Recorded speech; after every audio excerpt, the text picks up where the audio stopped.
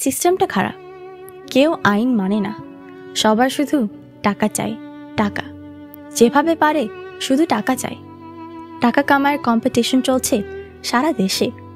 কে বাঁচলো কে মরলো দেখার টাইম নেই, শুধু টাকা চাই, টাকা।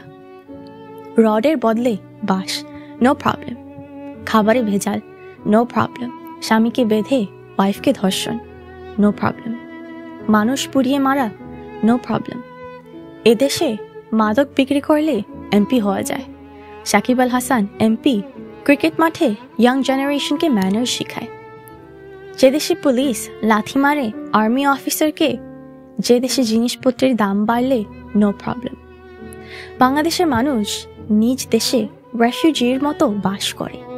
অপরাধ না করেও প্রতিটা মানুষ জিম্মি, বিভিন্ন দলের কাছে, গোষ্ঠীর কাছে, নেতার কাছে। কারো অধিকার নেই মুখ খোলার। আমার কথা আওয়ামী লীগের লোকের বিরুদ্ধে গেলে আমি বিএনপি, আমার কথা বিএনপির লোকের বিরুদ্ধে গেলে আমি আওয়ামী লীগের দালাল। আমি মাথায় কাপড় দিই তাই আমি শিবির। কথা বললেই সমস্যা। যে চুরির টাকায় হেলিকপ্টার কিনলো তার কোনো সমস্যা নেই। সুইস ব্যাংক ভর্তি টাকা, নো প্রবলেম। বেগম পাড়ায় বাড়ি, নো প্রবলেম। যারা $1,000,000 পাচার করে এদের কোনো সমস্যা নেই। সমস্যা বলা যাবে না।